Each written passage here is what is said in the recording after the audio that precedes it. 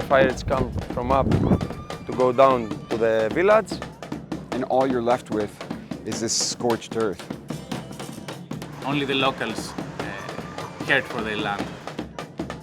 As long as there's a little bit of life in the tree, I'll get it back. We dance, we sing, we eat, we drink.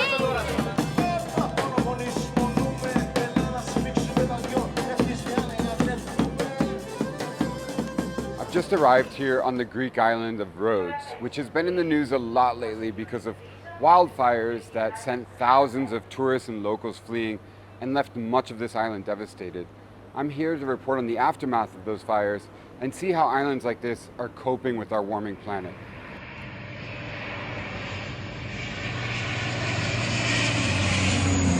July was the hottest month ever recorded, and the soaring temperatures helped spark wildfires in Greece and other parts of the Mediterranean.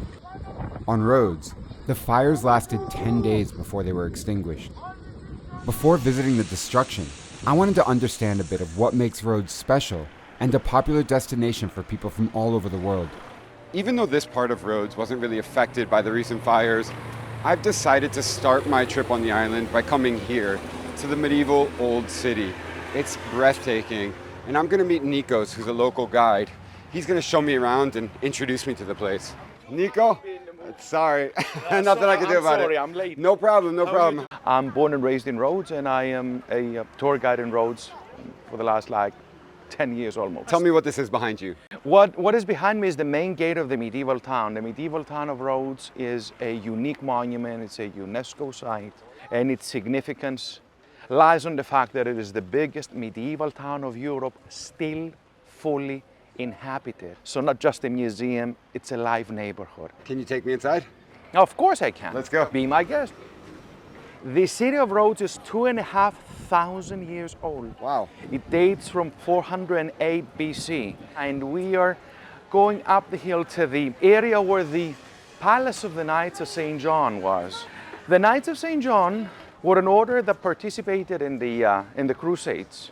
So the Crusades, just to summarize it, was when a bunch of Catholics from Europe tried to go and conquer the Middle East. Absolutely. In the 11th century, army and navy started being sent from all over Europe, expeditions with the support of the Pope and the Catholic Church and the city-states of Europe.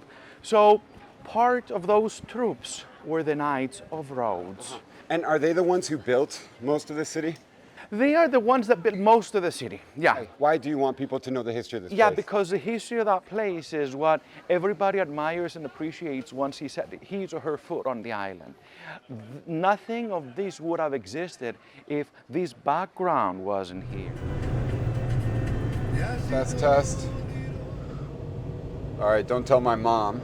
I'm driving and filming myself at the same time, which is very challenging on these island roads. There's goats all over the place. Hi, guys. Goat. So I'm gonna go meet with a couple of journalists right now who are here on Rhodes reporting on the aftermath of the fires. I want to get a sense from them of what the situation is on the island. Hello, guys. Hey. How you doing? Welcome back. Hello. What's going on now? You all right? Hola. Nick Paleologos is a Greek photographer covering breaking news in his country. Noah Hurowitz is a U.S. journalist writing a report on the impact of the fires on the island. So Nick, where have the fires been recently on Rhodes? So people told us that it started from the region of Apollona, like central Rhodes, and it went down to the villages heading to the south. And then it went closer to the area of Pefki, Lardos, Asclepio, where it burned the whole village, Kyotari, and Genadi. The Prime Minister went on TV to try to reassure tourists, and he was saying, even in Rhodos, it was only 15% of the island. Rhodos is a big island, and 15% of the island is a considerable amount of forest. We've been driving around the affected areas for the last couple of days, and driving around there, you see what only 15% really means. You know, there's vast swaths of forest that are burned out. There's entire mountains that are black. there are villages that have been damaged or had the fire go straight through them? Through experience, I realized that only the people can save that. Only the people can stop the fire right now. There's nothing, no one else can do this, the thing that they do. Only the locals cared for their land.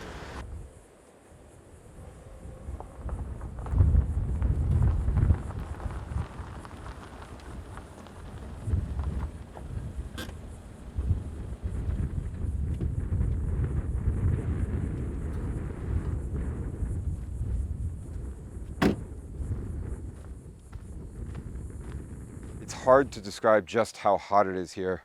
And last week when the fires were raging, it was even much, much hotter than this. And the thing is, right now, there's no respite from the heat. All of the things that used to provide shade and would cool you down a little bit are gone.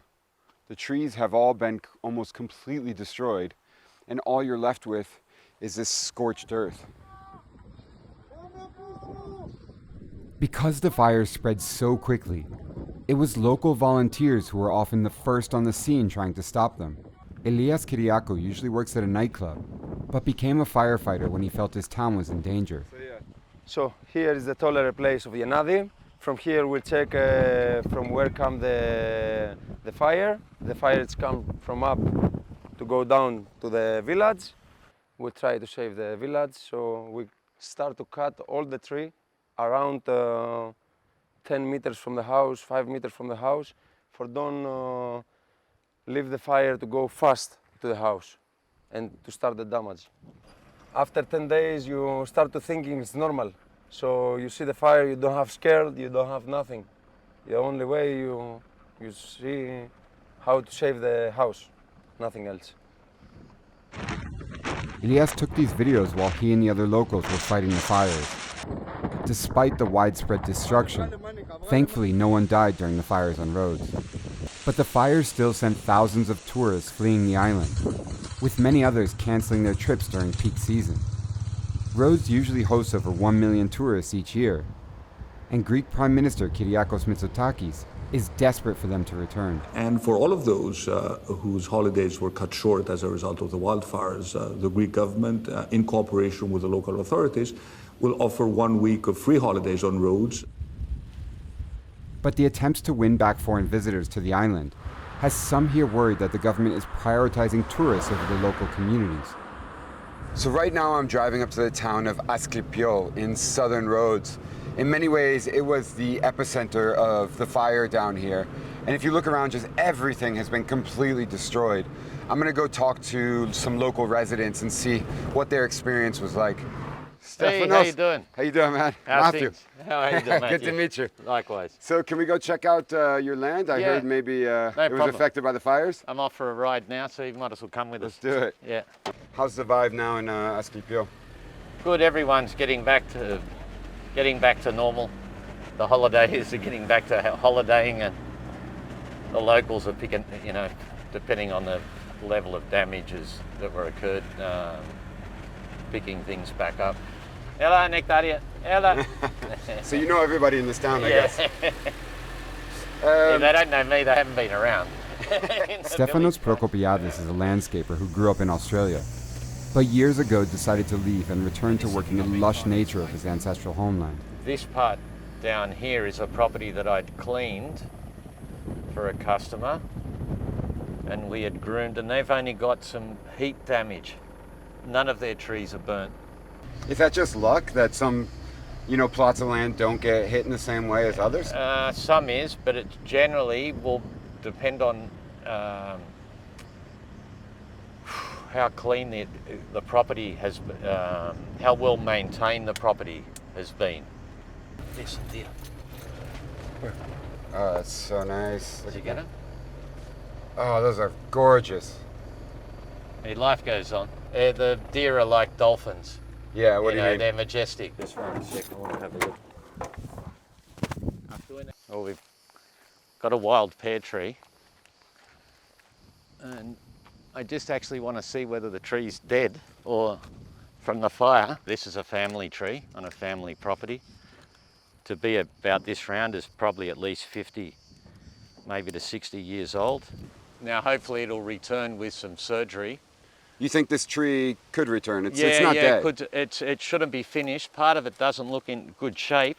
It's been burnt around the trunk. As long as there's a little bit of life in the tree, I'll get it back.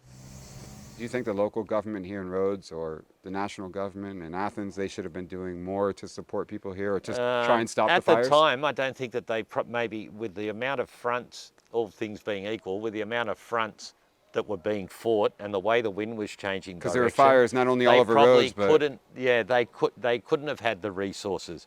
The problem is that they haven't done the infrastructure from before, the preventative things, as they're turning the island more into Disneyland and only a tourist destination rather than a place that people in Greece where people live that has tourism.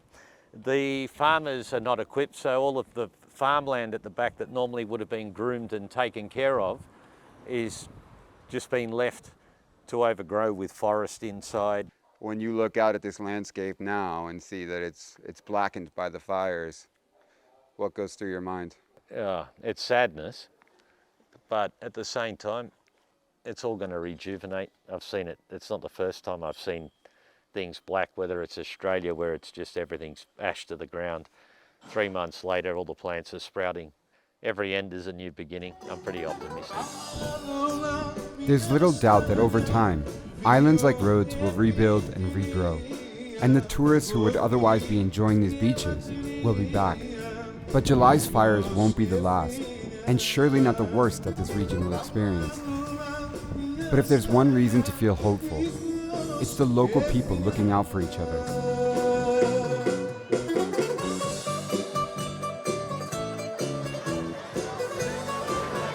This is one of the nicest parts, in my opinion, of Greek culture. These Panaidi festivals where people come out, they party, they drink, they eat all night long. This one behind me has a special meaning this year because all the funds they raise from everything they're selling are going to help people who were affected by the recent fires.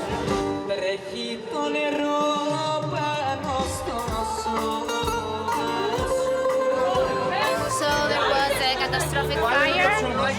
Some houses burned. So we are gathering money for those houses and people. So we dance, we sing, we eat, we drink.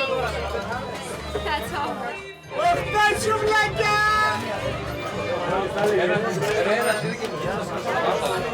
here to support all the people from our village, to support them and help raise money for everyone who lost their houses and their businesses, to help them get going again.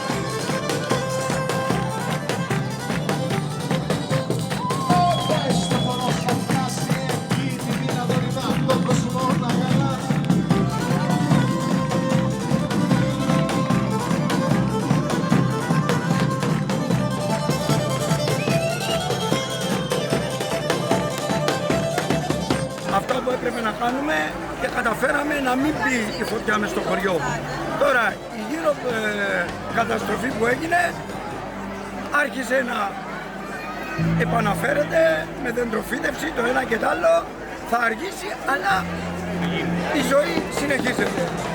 Τι να κάνουμε.